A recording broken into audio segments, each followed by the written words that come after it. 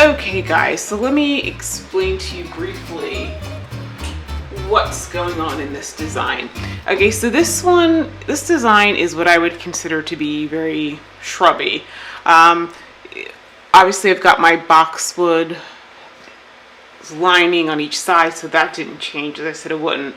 But the rest of the design are deciduous in nature, meaning that they lose their leaves. So the red dots, these are magnolias, the genie magnolias.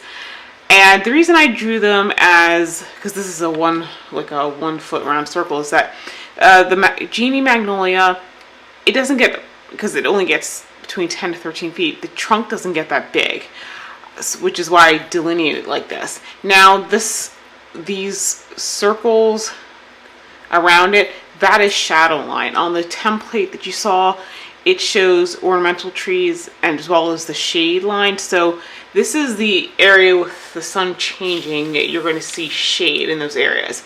So for that reason, I'm going to underplant that canopy with something that can take shade, namely hydrangeas.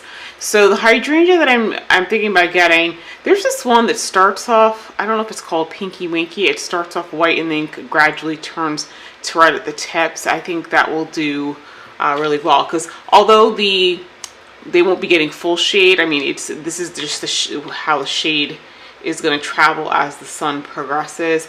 It'll get enough sun that it'll be happy over there. And last but not least, at the very edge, I'm going to be planting 3 rose bushes on each side called Munstead Wood. It's not an overly big rose bush. I think it maybe tops out at 3 feet. Not really even that, more like 2 feet. And that one, if I keep it pruned, I can keep it at 2 feet. So that way, when I get to the edge of the driveway, I can see. So on this design, I've got, as you can see, we do my plant list up here. Okay, so I've got 6 Munstead Wood, 38 hydrangeas, and 12 magnolia trees, and that so brings it out to 56 plants plus the 24 boxwood that we already know are there. So that brings it out to 80 plants. Now this is what it's going to look like when it is mature, because obviously it's going to take everything else a little bit. It's going to take everything some time to get full like this.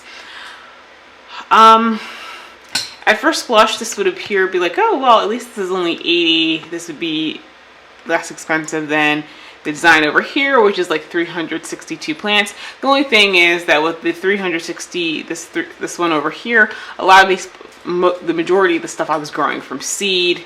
This one, you know, hydrangea, magnolia trees, yeah, no, I'm gonna have to buy all those plants, so it's a little bit more expensive.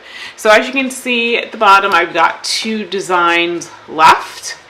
What I think I'm gonna do is, because obviously the flower beds are gonna look differently from, you know, basically spring, early summer, and summer, you know, and summer through the rest of till fall.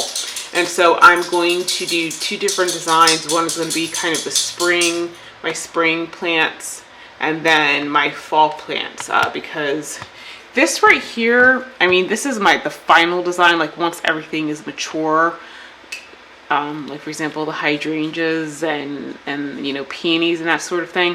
But it's not going to look like that for quite some time. So this is my end goal, but the bottom 2 designs are going to be kind of in the interim, what it's going to look like for a few years. So I will get started on that, and I'll check in with you guys when I finish the spring drawing.